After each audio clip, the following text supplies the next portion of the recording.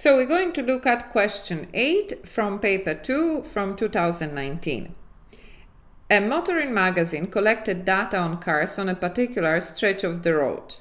Certain details on 800 cars were recorded. So always remember that you have to think about what's described in the question as a real life situation. So you can imagine a stretch of the road, and then they are standing people there and collecting, or I don't know, equipment maybe, and is collecting a different data about the cars. Well, as you can imagine, there is a lot of different data that can be collected by looking at the cars on the road.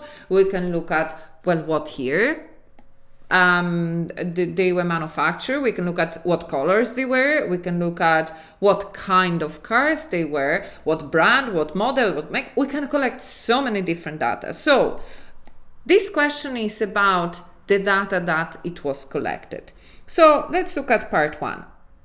The ages of the 800 cars were recorded. 174 of them were new, less than 1 year old. So what do we have to do? Find the 95% confidence interval for the proportion of the new cars on this road. Give your answer correct to 4 significant figure. Okay, so let's have a look at it. How are we going to find the answers? So again, what are we looking for? 95% confidence interval. How do we find 95% confidence interval? Well, there are 2 formulas for finding it. So let's write it out. Very important about those formulas that they are not in your tables. So this is the formulas that you actually have to know, you have to memorize them or remember them in some way for your exam.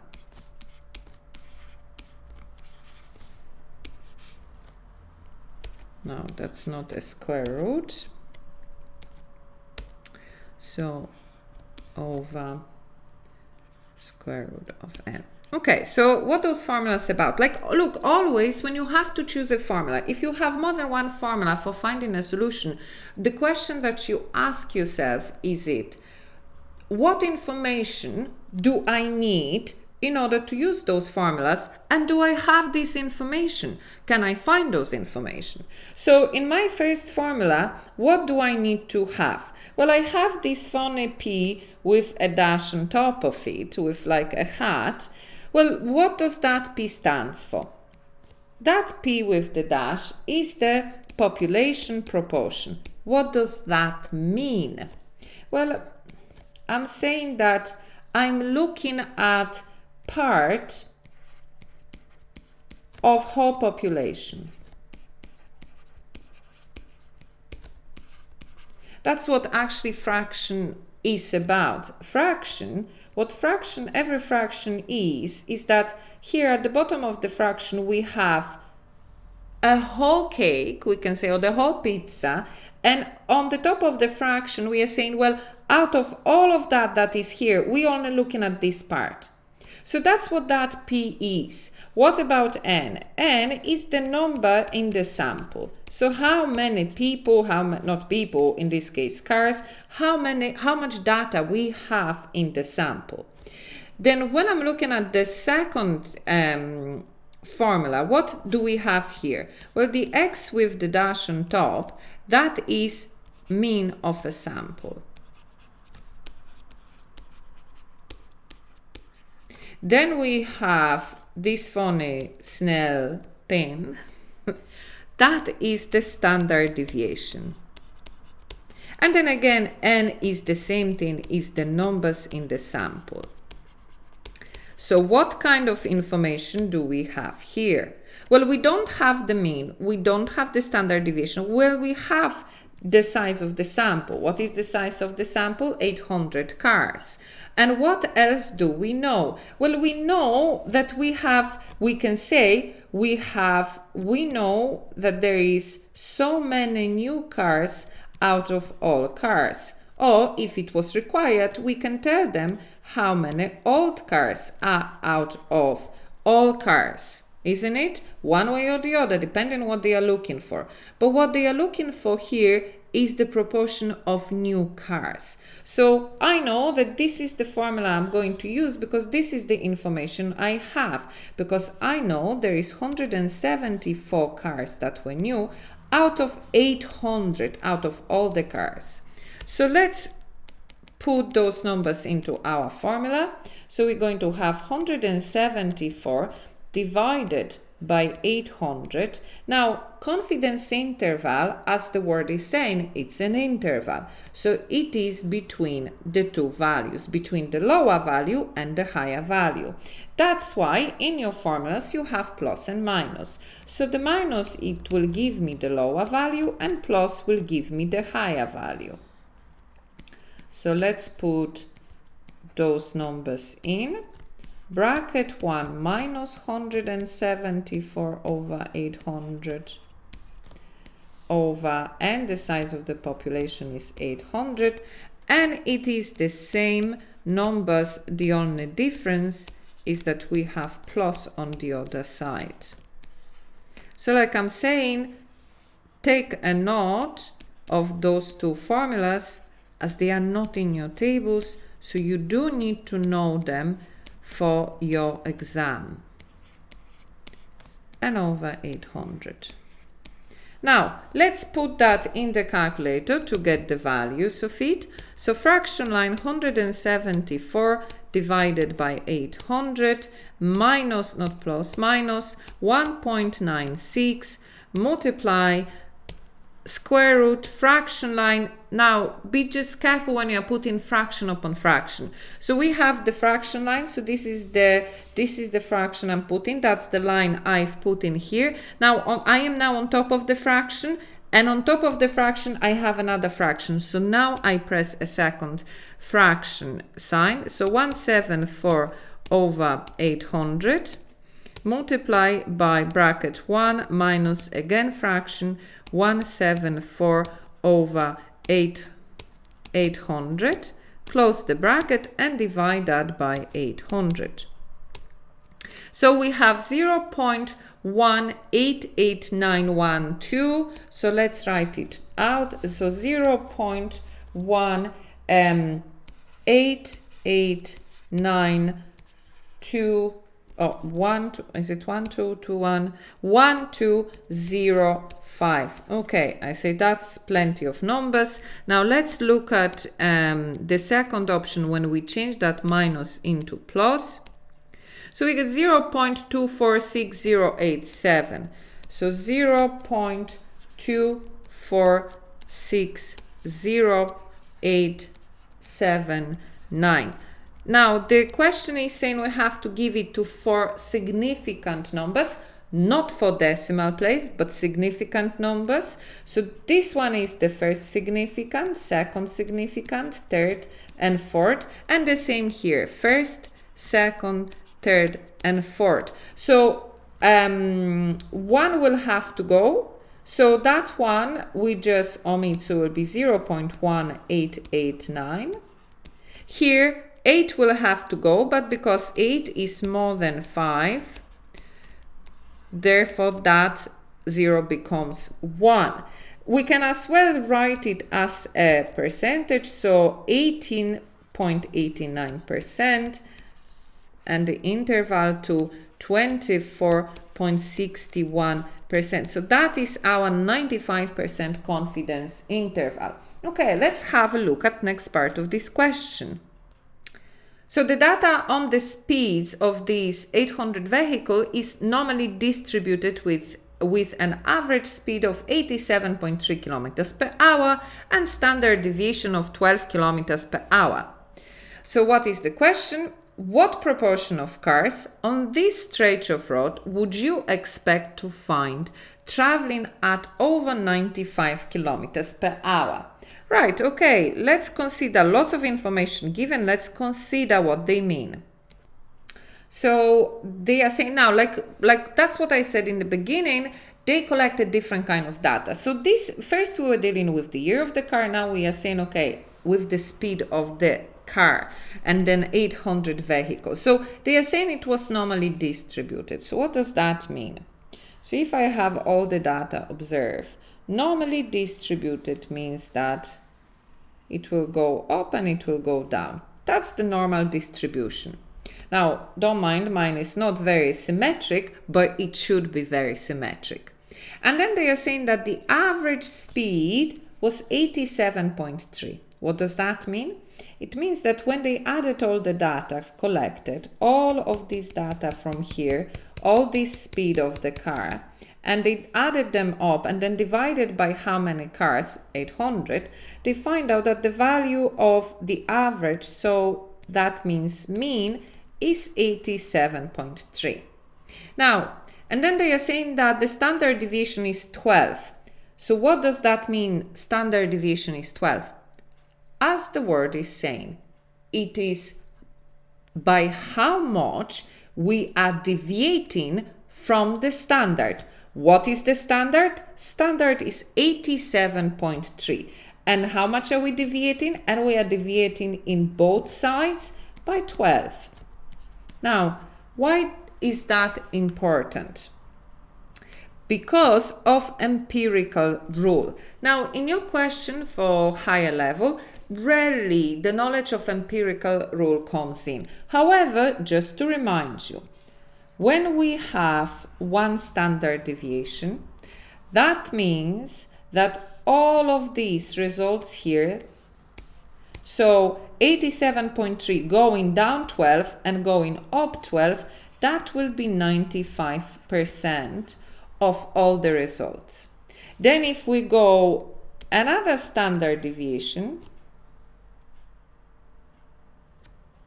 I'm sorry, it's not 95, my mistake, it's actually 68. So it's 68%. So the first, so if it goes 1, it's 68%. Then if it goes again, so another 12 both sides, well, then we have, so all of that will be 95%. And then the last part, if it goes the third time, both sides. So at this stage, we are what? From 87.3 minus 12, minus 12, minus 12, and then this side will be plus 12, plus 12, and plus 12. So let me see if I can get a different color. So all of these data then will be 99.7. So that is just something to remind you about the empirical rule. Now, if we were talking, because they are saying what proportion of the cars, so that was going over 95 kilometers per hour. So if it was the 95 kilometers per hour were exactly within one or two standard deviation, well, then we could give them the answer. Let's just work through that. So we are saying that 87.3 plus 12, how much is that? 99.3. So let me write it out here again, because we are getting lost with that many writing there. So 87.3. If we go one standard deviation, then the value here is, what was the value of the speed? 99.3. So if our speed, if they were looking for 99.3 kilometers an hour, then we will know that all the cars here were going below that, and all the cars on this side were going above that. So if I know, therefore, that, well, this side is half, that's 50%, because mean is exactly in the middle. And then this is half of what? 68%. So that bit here, well, then I can add it up and tell them exactly what was the proportion left here. Why? Because all of that, so all that area under equals 100% or equals 1. All this area. So if I know that what I'm looking at, going back to my, so this is the cutoff point. If I can calculate the percentage, I take away from 100 and then I can give them whatever is above, since I know half of it is 50 and then this is a half of 68. However, our cars, 95, does not fall exactly within that standard deviation. So therefore, how are we going to tell them what is the area here that they are looking for, so that we can tell them what is the proportion of the card out of the 800? Well, that's when the z-score comes in handy. So my z-score, it's like taking my value of 95 that I'm looking for. That 95 will be somewhere here, 95, and I'm going to give it a standard that will always work. Like, what do I mean? To explain that you can understand. Doesn't matter what the z-score does, is that it doesn't matter what data I have. What is the value of the mean? What is the standard deviation? Doesn't matter all of that. I can always, using the z-score, find out exactly at what point the value I'm looking for is away from the mean. And therefore, once I know that, I can find what is the size of this area under the curve.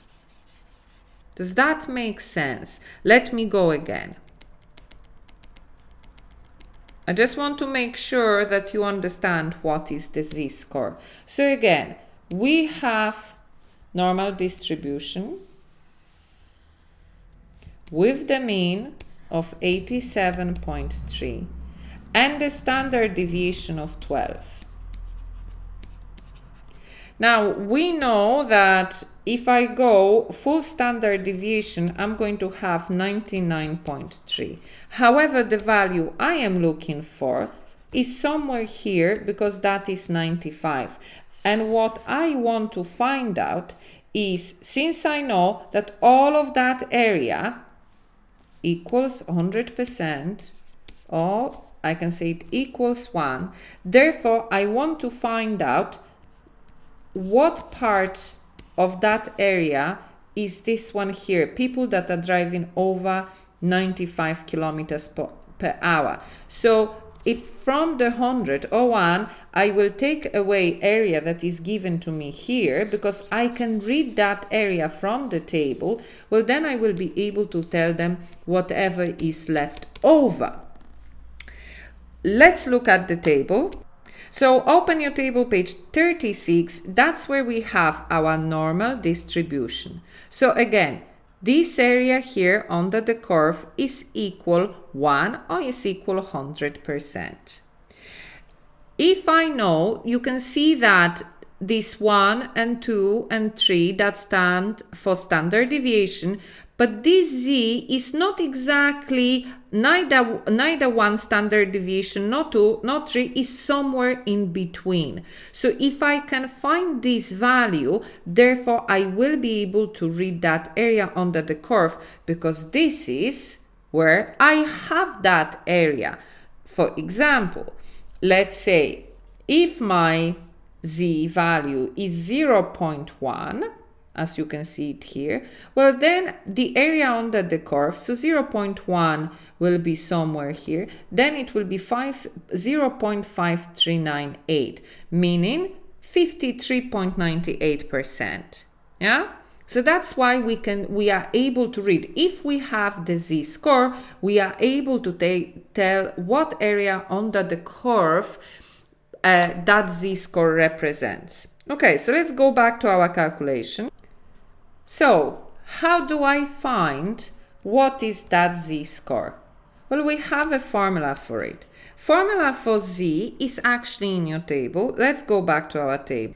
Table page 34, here we have, it's called Standardizing Formula, because we are taking a value and doesn't matter what values we have. What is our mean, what is our standard deviation, doesn't matter all of that. We can give it a standard. that will help us to find that formula. So let's use this formula. So what this formula mean? X is what? X is our specific data given.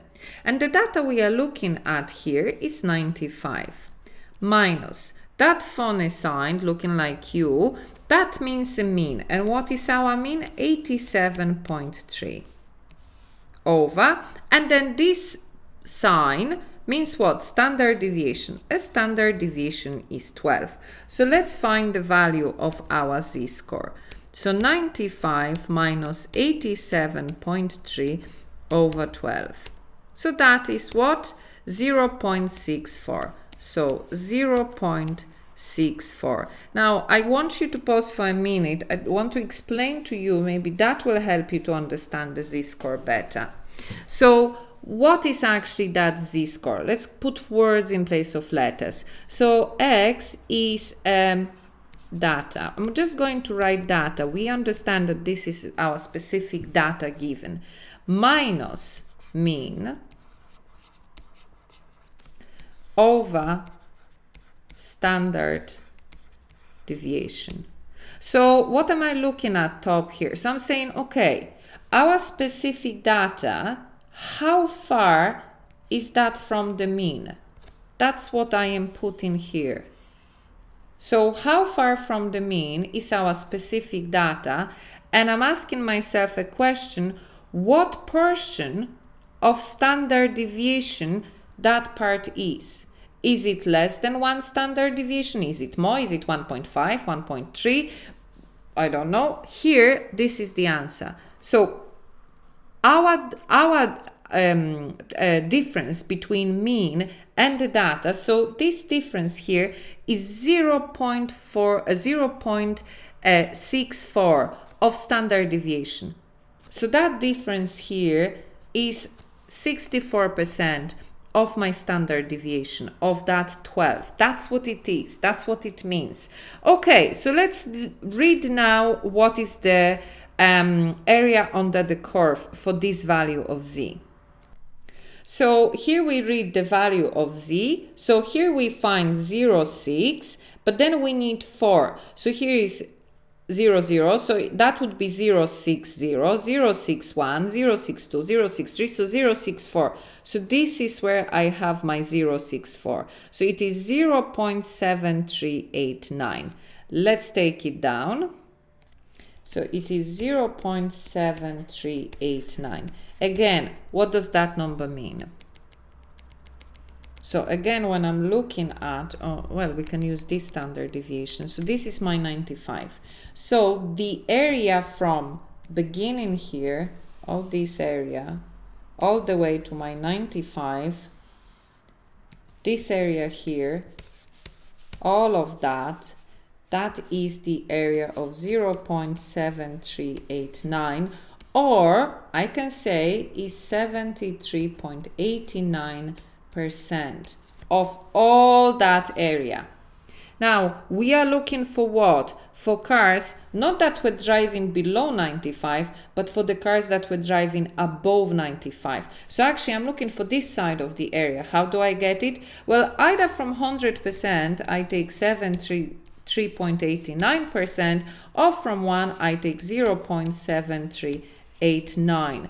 Doesn't matter really. So let's do that. So 100 minus 73.89. So what do we get? 26.11. So 26.11% of the cars were driving above 95 kilometers per hour.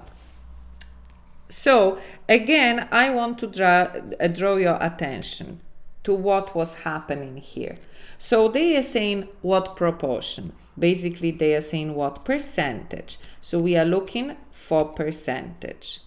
Now, when we are looking for percentage, what do we need? We know that we are reading this percentage from under the curve. So therefore, in order to do that, I need the z-value. And in order for me to find the z-value, well, they must have given me a very specific data, which was 95. So they given me the very specific data, therefore I had to calculate the z-value, and therefore I was able to give them proportion. But it goes as well the other way. Sometimes they will ask you for a specific data, but they will give you the area under the curve. So they will give you the percentage. Therefore, to find that, we will have to do the z-value in order to find my x, yeah? So either they give you the percentage, or the population proportion, therefore you do the z-value, therefore you are able to give them the x, or it's the other way around. They ask you for the percentage or proportion, and therefore you do the z-value, the x value they give you, you do the z-value, and you are able to give them that percentage or the proportion. Okay, so let's have a look at next part of this question. So part 3, the driver of a car was told that 70% of all the speeds recorded were higher than his speed. So what do we have to do? We have to find the speed at which this driver was recorded. Okay, give your answer correct to the nearest whole number. So let's have a look at it. So again, what do we have to find? We have to find the speed of what? A very specific driver. And what information is given to us is that 70% of the people were driving higher than him. So again, we have been given the percentage, and we have to find the x value. Therefore, we need the z-value so that we can find the specific data. Why? Because my z-value, once I have it, I do have the mean didn't change, standard deviation didn't change. If I have this value, and that is the only value I have to find, well, I can work that out, isn't it? Okay, so let's consider it. So again, if I'm looking at it, so I have my distribution with 87.3, that was the mean, with the standard deviation of 12. And then what are they telling me? That the driver was told that 70% were higher. Well, half of it is 50, so I don't know, let's say somewhere here. So all of these people here that is 70%, it was higher. What I'm looking for is this specific x. But again, in order to find it, I need z. So how do I get this z? Well, because I have the area under the curve, I can read from the table the value of z. Let's do that. Let's go to the table. So we are looking here now, this is the value we have, 0.7.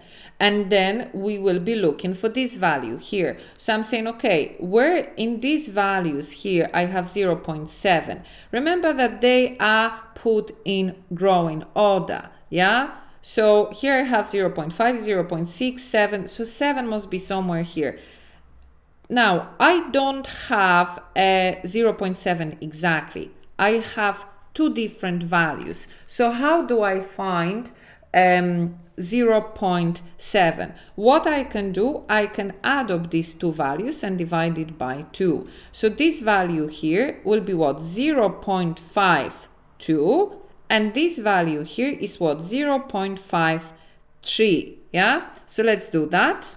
So 0.52 plus 0.53 divided by 2. So if we put that in the calculator, we get 0.52 plus 0.53, and then divided by 2 will give me 0.525. So 0.525. Now, one thing that you have to remember about z, and let's look at the table I want to show you. So from 0, these values are positive, and from 0 this side, the values are negative. So therefore, if my z value is from 0 on this side, meaning is greater than mean, because here we have mean. So if it is greater than mean, then it has the positive value. If it is less than mean. So if my value of z is somewhere here, then it is negative value. In the table here, we have only positive values of z. However, because this is symmetrical, so whatever I have on this side, that's exactly the same what I have on this side of this graph. Okay, so let's work our z value. So z is 0.52, and since I know that it's on the other side of standard of our mean, that means it's going to be minus. So it's going to be minus 0.525 equals x I don't know minus standard deviation didn't change 87.3 over mean didn't change and standard deviation is 12. Now I'm looking for the value of x, so remember x have to be on its own, and here I have to have a number. 12 has to go. How do I eliminate 12 from the denominator? Well, I multiply both sides by 12, isn't it? Because 12 divided by 12 is 1. So this side of the equation I have 12 multiplied by 0.525, and the other side I have x minus 87.3. Always remember with solving your equation, doesn't matter what steps you take, how do you go on about it, at the end, this is what you want. You want to have letter equals number. That's what we do. That's what we work on all the time. We find value of some letter constantly, isn't it? So for us to have x on its own, what is the last obstacle? Minus 87.3. How do I eliminate that? I take that number to the other side of the equation and I change the sign to the opposite. So it will be plus 87.3. This side of my equation remains the same. So there it is. I have moved all numbers to the other side of the equation. Therefore, let's find the value of x. So 87.3 plus 12 multiplied by minus 0.525. So what do we get? 81. So x equal 81. So he was going 81 kilometers per hour. So that's our answer here. Let's have a look at next part of this question. So part B. A road safety program was carried out in the area using posters, signs, and radio slots. After the program, the monitoring magazine recorded the speed of 100 passing cars. The magazine carried out a hypothesis test at the 5% level of significance to determine whether the average speed has changed. The p-value of the test was 0.024. What can the magazine conclude based on this p-value? Give a reason for your answer. Okay, let's have a look at it. So, again, what do we have to do? What can the magazine conclude based on this p-value? Well, first I have to know what does the p-value stands for. So they are saying that p is 0.024, but what does that actually mean? So the p-value is the probability of an outcome happening. Okay, so what I mean here is the probability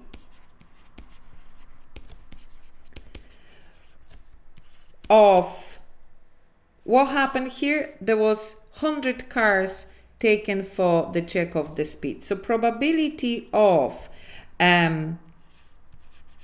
outcome of sample of 100, in this case 100 cars. So what is the, I haven't finished, probability of outcome of sample of 100 cars. So what is the outcome of that sample? Well, there will be some mean value, there will be some, well actually it is a sample mean, so sample mean. They will be what else? Well, actually the mean, that's the main thing that we do with the sample. We can do a lot of other things, but usually in our question what we consider is the mean. So we are saying what is the probability of the mean of the sample we collected happening if, not if, given that null hypothesis is true. So I know that it is p-value is, students are struggling with understanding what p-value is. Okay, so let me show you, because it's very difficult for us to think in abstract forms when it comes to maths. It's easier for us to talk about something when it relates to numbers. We can understand 2, we can understand 3, but it's more difficult for us to comprehend when a is supposed to be a number or x supposed to be a number. So let's consider what's happening here. So we have our normal distribution, we have 87.3. Now, how did we got that number? Because remember that here we are talking about the average speed. That's what the magazine concluded, because they were considering on the average speed. So that's why I'm referring to the mean of 87.3. So that was when we were looking at 800 cars. I know that that is not a big number, it's not a very large number, but it is large enough we can consider that as a whole population. So what happened here? So how did we get 87.3? Well, because we had a lot of cars going at different speed, and all these dots represents the speed, and therefore we added all those speed up, we divided by 800 cars, and we got 87.3. Now, if we are taking a sample, so what do? Well, we collect only some cars. Let's say this one was going at 97, this one here was going at 90, this one here was going at 100, this one here was going at 85, then let's say this one was going at 86, and let's collect one here at, I don't know, 65. So let's consider we took 6 cars out of it. What will be the mean? Let's just quickly do the numbers. So 85 plus 86 plus 65 plus 90 plus 97 plus 100.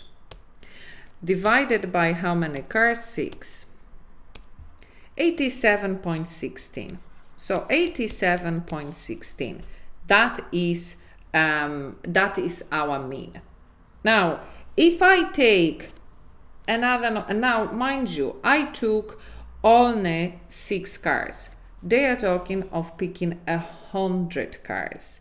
So we are asking ourselves, what is the probability of mean from the sample being the same as this mean?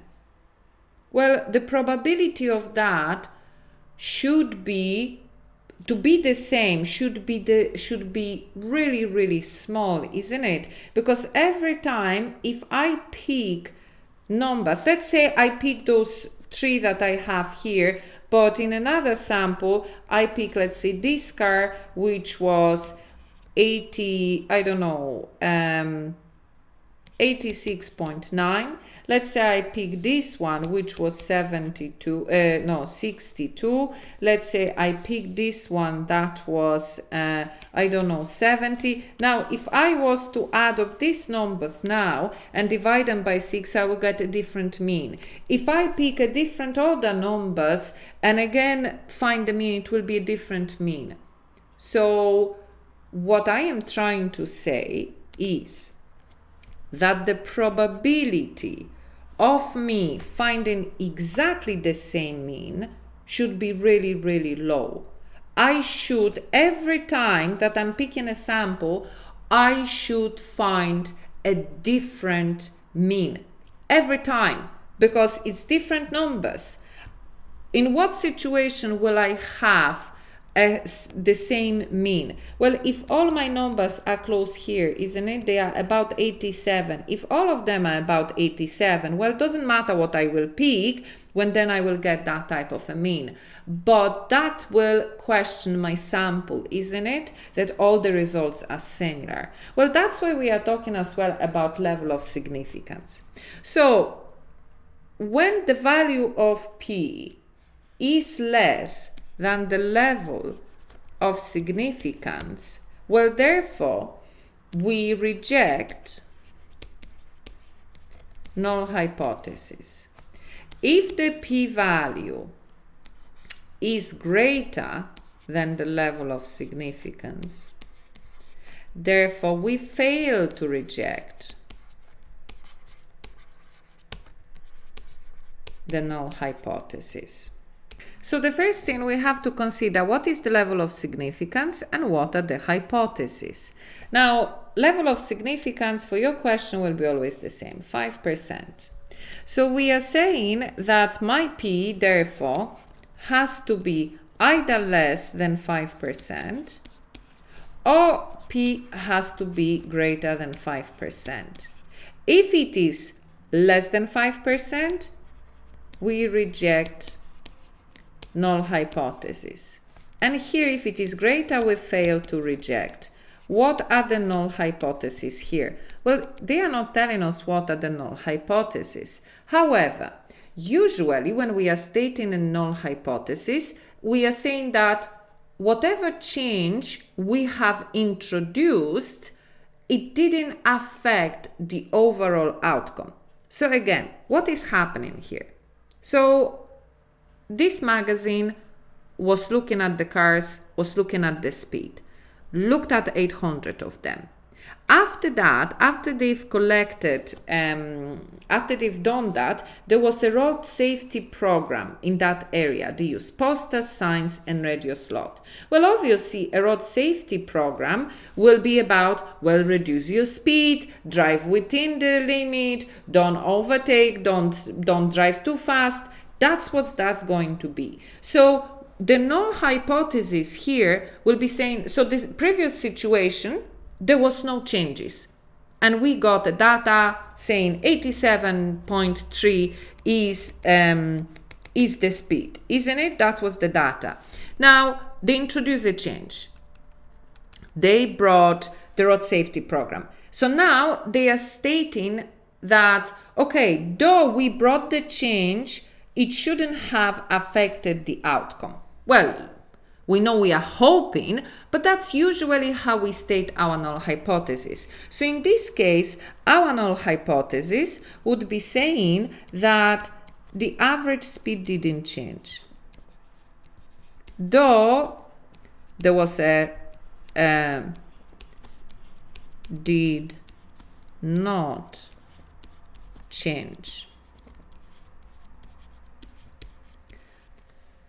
So, though there was a safety program, that's the null hypothesis. Now, depending on what was the p-value, either we reject it or either we fail to reject it. But what was the p-value? 0.024, which is what? 2.4%. And 2.4% goes where? Is less than 5%. Therefore, we reject the null hypothesis. So what does that mean? Again, whatever speed, the average speed that they find for those sample, okay, the probability of getting that speed should be higher than 5%. Like, I know that that is difficult to grasp, but that's what I'm telling you. Think about it.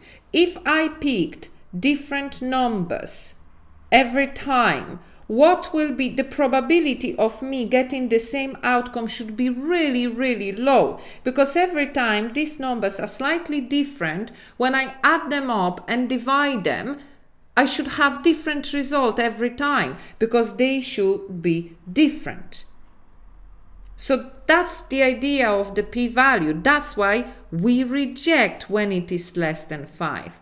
Because the probability of us having a different outcome than our population should be very high, because every time I should get a different mean, because it's a different numbers I am collecting. Well, I hope that makes sense for you guys. But like I'm saying, consider the numbers. How do we do the mean? We add up those numbers. They have to be every time different.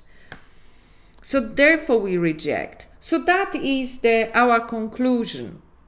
The reason is because the p-value is less than 5%, and that is the level of significance.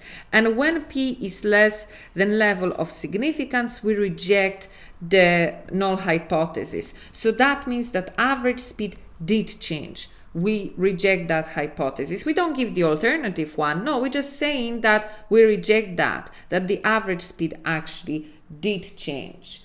Let's have a look at next part, because we're going to consider the outcome actually of that change of the speed. So next part, the magazine found that the average speed of this sample was lower than the previously established average speed of 87.3 kilometers per hour. So what do we have to do with that? We have to find the average speed of the cars in this sample correct to 1 decimal place. Okay, so let's have a look at this one. So again, what do we have to do? Have to find the average speed. So we actually have to find the mean of the sample, isn't it? That's what we have to find. So normally, how do we find the mean? Well, we add up all the data, divide by how much we have. That's how we get the mean. But here, we don't have that information. It's the mean of a sample. What do we know about this sample? Well, we know the only thing that we actually know about this sample, apart from the fact that it's 100 cars, we know that what was the p-value.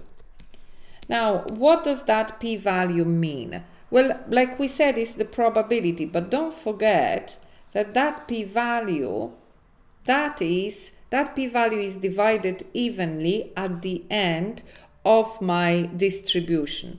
So 0.024 divided by 2, that gives me 0.012. Let's change that to percentage, will be easier for us to understand. So this part here is 1.2%. And then this part here is 1.2%. So that's basically what that number is telling us. Now, remember, I was telling you that very often what we have to do, very often what we do in our calculation, that we are either given the proportion or percentage, then we find our z-value, and then we find the very specific data, or it goes the other way around. We are given a very specific data, then we have to do the calculation for z, and therefore we can give them the percentage. Now, what kind of situation I have here? Well, I have to look for the very specific data. I know that that is not just data, that's the mean of the sample. But nonetheless, it is still a very specific data. And what are we given? We are given percentage. That's what we are given. So we are given percentage. We're going to use the z-score, and therefore we will give them the specific data. However, since this is the sample, there is a different formula for the z-score. So let's have a look. So page 35 in your table, that's where you have a z-score that involves the sample mean. That X with the dash means sample mean. Then this is the mean of the population, standard deviation, size of your sample. Okay, so let's use that. So we have z equals the mean we are looking for minus 87.3 over standard deviation 12, and our sample is 100. Now, in order to solve that, I need that z-value. How am I going to find that z-value? Well, that's where the percentage comes in. So what are we looking at? Now, remember that, like I said, that p-value is evenly divided at both sides of our distribution. So what am I looking for? Am I looking for this z-value, and am I looking for this z-value? Because this one will be the minus, this one will be the plus. Well, what do we know? What happening here is that the magazine find out the average speed of the sample was lower. So that speed before was here, 87.3, now is lower. So that mean will be somewhere here. So therefore it is this side of the mean that I'm looking for. So that means the z-value will be minus. Now, so we know at this stage that what I am looking for, I need to find out what is this, that I need this part of my, the area under the curve. Now, if that is 1.2% and all of that is 100, so, all of that under the curve is 100, so what is that remaining part? So 100 minus 1.2, let's see how many percent we have there. 100 minus 1.2, what does that give us? 98.8. So 98.8%, and if I am to go to table and read, that will be 0.988. So I have my percentage. I'm going now to the tables to read what is the equivalent of z-value. I just remember that it has to be with the minus. So let's go to the table. So page 36, 0.988. We can see that here we don't have that because the biggest is 0.8621. We go the next page and here we look 0.98567 and then 8. So here is 6, here is 9. So somewhere here along I will have 8. Well, there it is, 0.9881. So what is the z-value? We go across 2.2 and then we go 6. So it is 2.26 and then minus. So let's use that. So minus 2.26, that's our z-value. Now we have only one letter in our equation. So now we can solve this equation. Okay, so how do I solve it? Well, let's remember that that has to be on its own. Well, what do I have here? I have a number here. Then I have a number on top of the fraction, a number on the bottom fraction. What am I interested in? The top of the fraction. This number has to go. How do I eliminate the denominator? Well, I multiply both sides by that denominator. That's how I'm going to eliminate it. And there it is, from this side of the equation it will be gone. So this side I have 12 over square root of 100 multiply minus 2 to 6. So this side of the equation I have my x with dash minus 87.3. Again, what's the next thing that has to go? Minus 87.3 goes to the other side and changes the sign to the opposite. And let's put that in the calculator to find what is our new sample mean. So 87.3 plus 12 over square root of 100, and there, yeah, multiply by minus 2.26. 84.588. 84.588, and to how many decimal place they were looking for one decimal place, so it is 84.6. So that is our new mean. Now pause for a minute, go back to your p-value. So again, this is the result of the average speed I got. The probability of me getting a different result from when I was collecting, when I had, where is my, here. So the different cars that were picked that give me a result of what? 84.6, it has to be higher than 5%. It has to be very high. I have to have the probability of me getting different result than the mean here. It has to be high. Otherwise, my sample is corrupted in some ways. Otherwise, like I said, all my results are around that number, because it's not mathematically possible to have the same results if I have a very different numbers here, isn't it? So I'm hoping that I was able to explain what p-value is, because I know it's a difficult concept to grasp. But I think that when we look at specific numbers, when we don't think about it in abstract, it is easier to comprehend it.